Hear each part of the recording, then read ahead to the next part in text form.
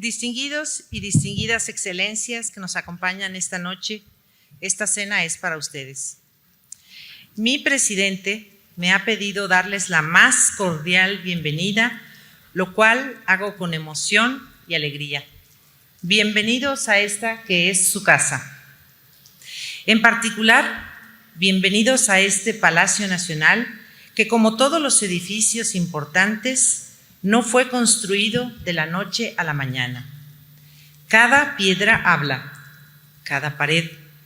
Es por lo que quiero invitarlos a hacer un breve recorrido imaginario sobre el pasado y el presente que cristaliza en este lugar dentro del perímetro declarado por la UNESCO como Patrimonio Cultural de la Humanidad. Por lo tanto, este edificio, además de ser la sede del Poder Ejecutivo, es a la vez de todos los seres humanos, donde quiera que se encuentren. Y en esa lid lo cuidamos, lo protegemos, lo presumimos y lo defendemos. La Ciudad de México está asentada en la antigua Tenochtitlán, cuyo significado es lugar de tuna de piedra. Según los antiguos mexicas, guiados por el dios Quetzalcóatl, que significa la serpiente emplumada, salieron de Aztlán en una mítica peregrinación de varios siglos.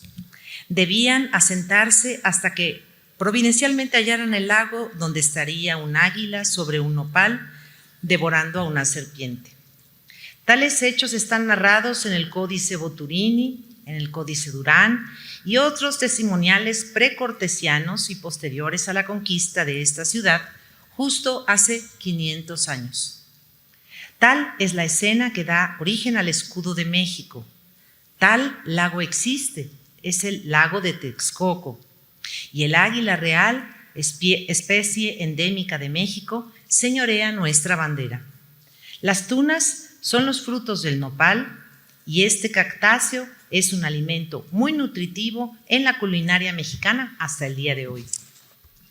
Antes de convertirse en una mole de caliza, piedras, adobes y otros, incluido el cemento, este suelo que pisamos era un islote. Imaginemos si es posible. De frente, al norte, estaban los templos mexicas. Al oeste, la floreciente ciudad y 3 calzadas que se extendían a tierra firme.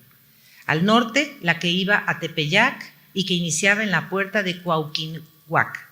Al poniente, la que iba a Tlacopan, y al sur, más atrás de mí, la que conducía a Iztapalapa, como Venecia, nuestra ciudad lacustre salada. Es así como el tránsito principal era por agua, en barcas o canoas aquí enfrente. Así la hallaron los conquistadores españoles en 1519. Todos se maravillaban de este sitio, su majestuosidad, verdor y perfección, que contaba con acequias, acueductos, vías acuáticas y calzadas que conectaban templos con recintos, plazas públicas, mercados y barrios.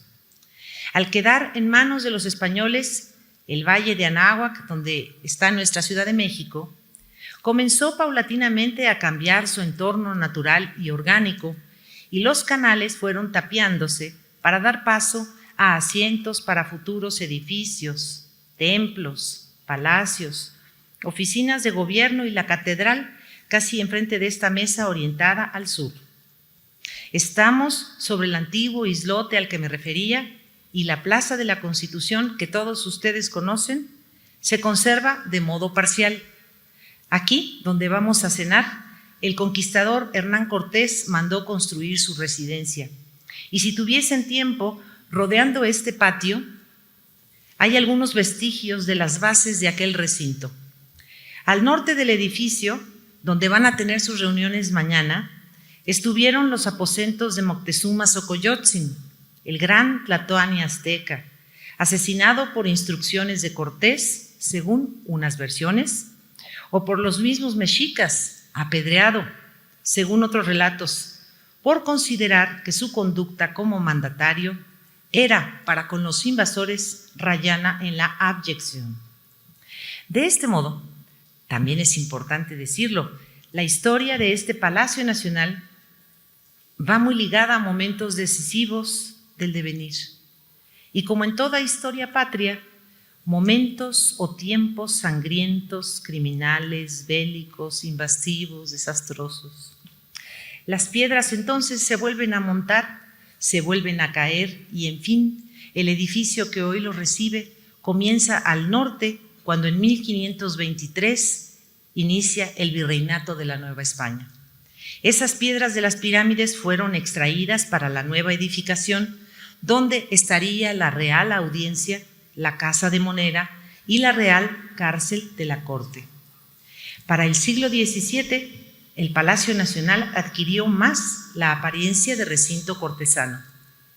Sin embargo, las primeras protestas contra la corona española causaron que los dos pisos, porque el tercero y cuarto vinieron en otros siglos, fuesen incendiados por un tumulto inconforme en 1692. Siempre ha tenido 3 patios, dicho sea de paso, y 3 puertas en la parte frontal. En este motín fue echado abajo el llamado balcón de la Virreina y los palcos actuales son postizos que se colocaron en el siglo XX. Para finales del siglo XVII ya tenía este centro un aspecto más parecido al que ustedes pueden observar hoy. Y hoy, a mirar la paradoja, es casi imposible de hallar aquí algún vestigio prehispánico porque el pasado de los mexicas fue prácticamente eliminado de este inmueble. Hago un salto cronológico importante para no cansarlos y llegamos a 1810, cuando comienza la lucha por la independencia de México. Había un plan para ampliar la cárcel, que es este lugar donde estamos hacia el este, pero el movimiento independentista detuvo las intenciones y las obras. Durante la guerra, el edificio fue semi-abandonado. Aquí adentro había cantinas, lugares nocturnos, casas de apuestas, flora y fauna variada, una cárcel deteriorada, un cuartel venido a menos. El esplendor neoclásico que le habían infundido los últimos virreyes decayó. El 27 de septiembre de 1821 ingresó el ejército trigarante por la plaza y la Junta Provisional Gubernativa se asomó al balcón central, incluido el último virrey de la Nueva España, Juan de O'Donojú. El antiguo Palacio Imperial alojó a los 3 poderes: ejecutivo, legislativo y judicial. Al norte quedó la Suprema Corte de Justicia. Al sur, aquí, segundo piso, el Senado; al centro, el Ejecutivo. Desde entonces se renombró Palacio Nacional. El Senado se adaptó como Cámara de Diputados y de ese recinto salió la Constitución de 1824, pero no tan así porque aún no estaba listo en su remodelación.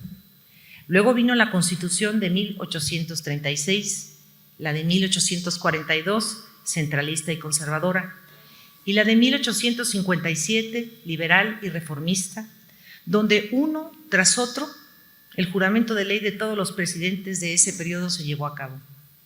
El recinto fue incendiado, al parecer por un accidente, en 1872. Hoy existe, aunque esté remodelado, y también lo pueden visitar. En 1831 se decidió que este lugar ya no fuera cárcel nacional y se convirtió asimismo en la residencia oficial del titular del Poder Ejecutivo. Aquí murió el mejor presidente de México, Benito Juárez, por ejemplo. Cuando estén en el Salón Tesoreros el día de mañana, imaginen su pequeño hogar que está en el segundo piso de esa ala norte. Durante todos los acomodos políticos que hubo en el siglo XIX, las piedras volvieron a moverse fuertemente y no faltaron los saqueos al patrimonio inmobiliario, ni los incendios, ni los sismos que son el coco del Valle de Anáhuac. Tampoco los ataques de bandos inconformes, por ejemplo, con Antonio López de Santa Anna, quien vendió la mitad del territorio a Estados Unidos. La intensidad política se acrecentó justamente con la invasión de Estados Unidos. En el balcón principal de Palacio Nacional, al medio, ondeó la bandera de ese país en señal de triunfo. El edificio fue saqueado y vandalizado. Con el triunfo de la Revolución de Ayutla y la renuncia de López de Santa Anna, el 9 de agosto de 1855, se instauró un régimen republicano que cristalizaría en la Constitución de 1857. Pero la paz duró poco. Comenzó la Guerra de Reforma y lo que denominamos Intervención Francesa. Esta guerra llevó a Maximiliano de Habsburgo a ser emperador y a este palacio convertirse en palacio imperial. En esta ocasión, en el pendón principal, flameó ahora la bandera de Francia. Juárez comenzó a gobernar de manera itinerante hasta obtener la victoria. Por cierto, Maximiliano se dedicó a obsequiar a varios monarcas muchos tesoros de México que hoy están en palacios presidenciales de Europa, incluidos códices y piezas arqueológicas o el famoso penacho de Moctezuma. El señor emperador mandó a hacer los salones del segundo piso, que se conservan casi como fueron planeados y decorados, incluido el despacho presidencial. Tras el fusilamiento de Maximiliano, Benito Juárez hizo su entrada triunfal a la ciudad y al Palacio Nacional el 15 de julio de 1867. Tendré que brincarme más acontecimientos bélicos naturales, incluida la aparición del cometa Halley en 1910 y de otra naturaleza, para llegar al ocaso de la presidencia de Porfirio Díaz.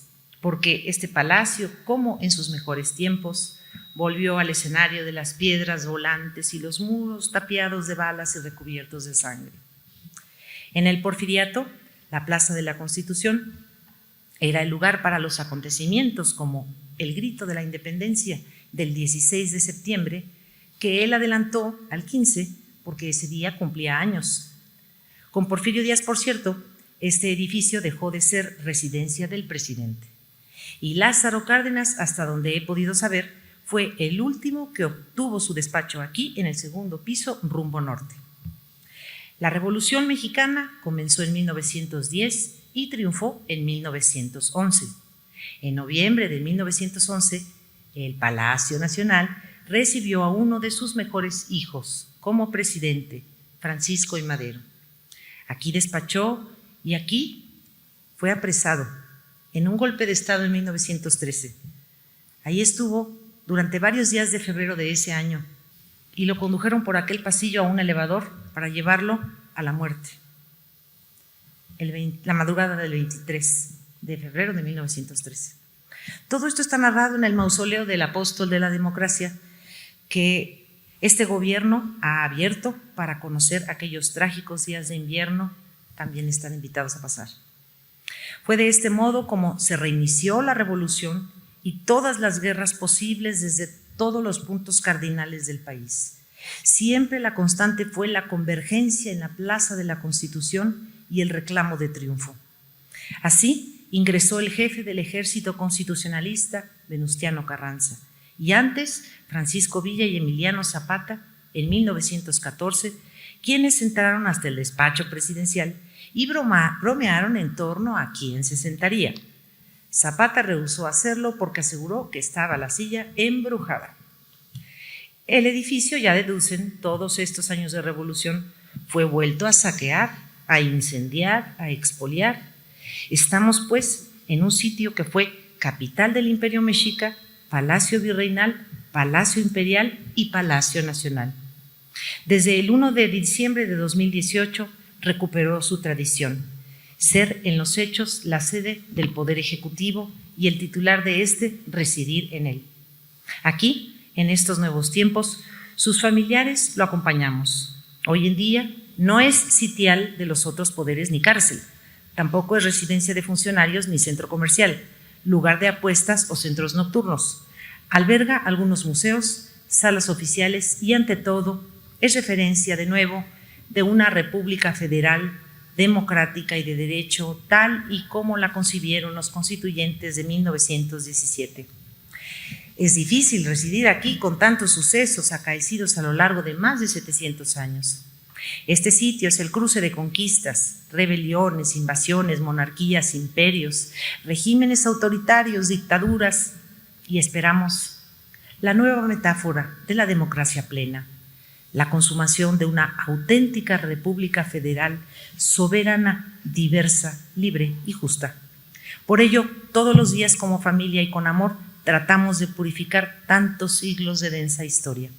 Ahuyentamos a los fantasmas que dicen deambulan, aún desde la caída de Tenochtitlán, y procuramos no escuchar lo que algunos oyen zumbar, los llantos de la Llorona, mítico personaje colonial que tiene su propio son semejante a un vals.